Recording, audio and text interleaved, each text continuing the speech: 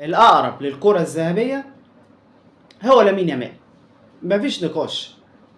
لامين يامال مع المنتخب متألق ومع النادي متألق، وفي دوري الأبطال هو اللاعب الأبرز.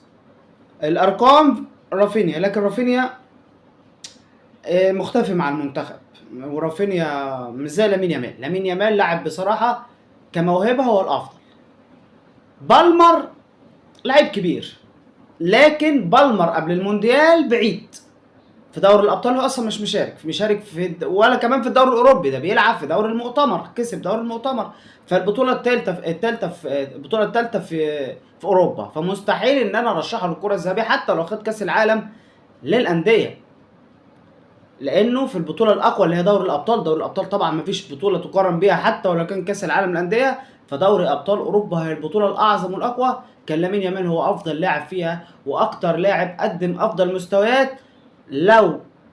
لولا سوء الحظ لتأهل إلى النهائي، وكان ممكن كمان يفوز باللقب. فلامين يامال هو الأقدر والأحق بالكرة الذهبية وليس رافينيا.